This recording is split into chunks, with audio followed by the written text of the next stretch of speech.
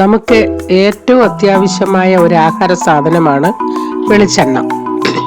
മായമില്ലാത്ത ശുദ്ധമായ എണ്ണ എന്നൊക്കെ പറഞ്ഞ് നമ്മൾ വാങ്ങുമെങ്കിലും അത്ര കണ്ട് ശുദ്ധമാണെന്ന് നമുക്ക് വിശ്വസിക്കാൻ പറ്റുമോ?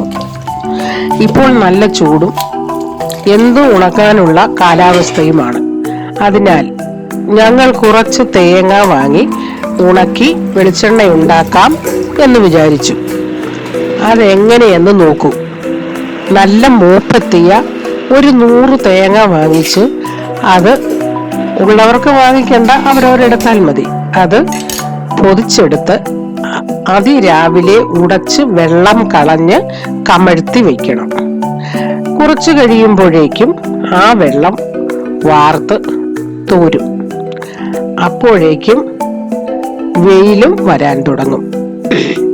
നല്ല വൃത്തിയുള്ള ഭാഗത്ത് തേങ്ങ മലർത്തി നിരത്തി വെക്കണം. അതിൻ്റെ പുറത്ത് ഒരു നെറ്റ് വിടണം. ഇങ്ങനെ ഒരു 4 ദിവസം ഉണങ്ങുമ്പോഴേക്കും ചിരട്ടയിൽ നിന്നും തേങ്ങ ഇളക്കിയെടുക്കാം.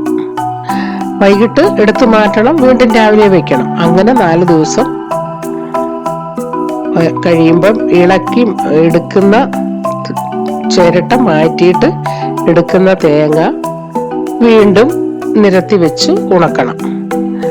അത് കഴിഞ്ഞ് അടുത്ത ദിവസം രാവിലെ എടുത്ത് കത്തി കൊണ്ട് തേങ്ങാപ്പൂള് പോലെ തന്നെ അരിഞ്ഞെടുക്കണം.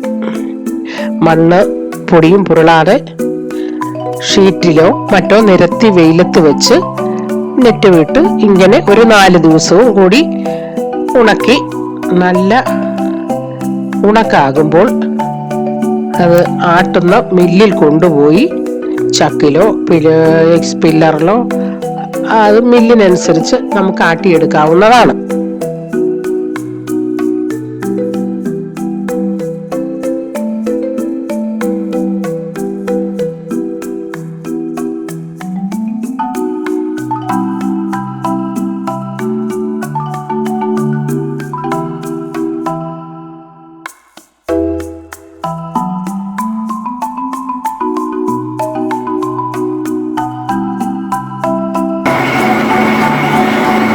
മില്ലിൽ കൊണ്ടുവന്ന് തേങ്ങ ആട്ടുന്നതാണ് ഇപ്പോൾ ഈ കാണുന്നത്.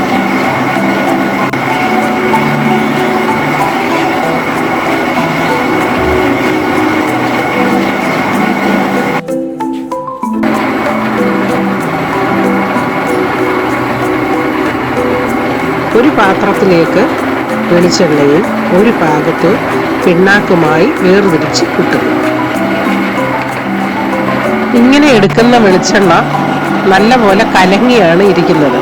അത് തെളിച്ചെടുക്കാനായി നമ്മൾ വീട്ടിൽ കൊണ്ടുവന്നിട്ട് 2-3 പാത്രങ്ങൾ കഴുകി ഉണക്കി വെള്ളം നനവില്ലാതെ അതിലേക്ക് ഒഴിച്ച് അടച്ചു വെക്കണം. അങ്ങനെ ഒരു 3-4 ദിവസത്തോളം അതിരുന്ന് അടിഞ്ഞ് തെളിഞ്ഞു വരണം. അങ്ങനെ തെളിഞ്ഞു കഴിഞ്ഞാൽ നല്ല ഉണങ്ങിയ പാത്രങ്ങളിലാക്കി സൂക്ഷിച്ചു വയ്ക്കണം.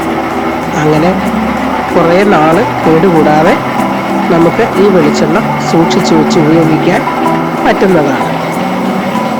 ഇങ്ങനെ ഉണ്ടാക്കുന്ന വെളിച്ചെണ്ണയുടെ മണവും അതുപയോഗിച്ച് നമ്മൾ തയ്യാർ ചെയ്യുന്ന ആഹാരത്തിൻ്റെ സ്വാദും ഒന്ന് പ്രത്യേകതയാണ്.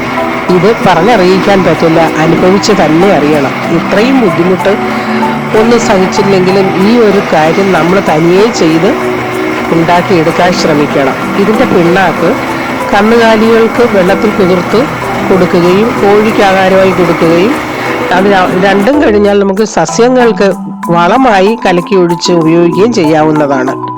അതുകൊണ്ട് ഇങ്ങനെ തന്നെ ചെയ്യുവാൻ നിങ്ങളും ശ്രമിച്ചു നോക്കുക. ഇങ്ങനെ ചെയ്ത് ഞങ്ങളെ പോലെ നിങ്ങളും ആരോഗ്യത്തെ സംരക്ഷിക്കുക. ബൈ.